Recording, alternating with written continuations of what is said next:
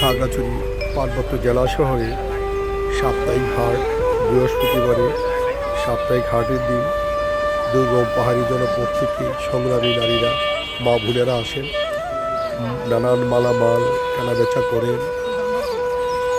সকল ধরনের ফলমূল, সবজি, শাক সবজি তারা বিক্রি করেন। অনেক পরিশ্রমী, অনেক সংগ্রামী পাহাড়ের প্রতিটা ধর্মবর্ণের মানুষ, খুবই সংগ্রামী। আমি পাহাড়ের সকল ধর্মবর্ণের মা বোনদেরকে জানাই লাল গোলাপ শুভেচ্ছা। চা আখের পার্টি পার্বত্য চট্টগ্রাম সাংগঠনিক বিভাগের পক্ষ থেকে আমি দুর্গম পাহাড়ি জনপদের প্রতিটা বাজারে গিয়েছি। আমি পাহাড়ের সকল ধর্মবর্ণের মানুষ, বিশেষ করে নারীরা অনেক পরিশ্রমী। তারা অনেক পরিশ্রম করে তারা জমিনে ফসল ফলায় এবং বাগানে তারা ফলমূল ফলায় এবং অনেক কষ্ট করে, অনেক সংগ্রাম করে এই জীবন যুদ্ধ করে বাঁচার জন্য, ছেলে মেয়েদেরকে মানুষ করার জন্য।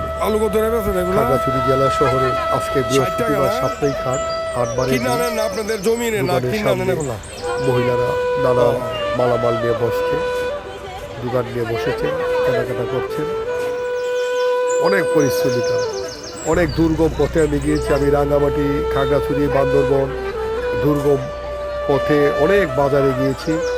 পাহাড়ে সংগ্রামী আমার মা বোনেরা, সংগ্রামী নারীরা অনেক পরিশ্রম করে, অনেক কষ্ট করে, পুরুষ থেকেও তারা বেশি সংগ্রামী, কষ্ট করে।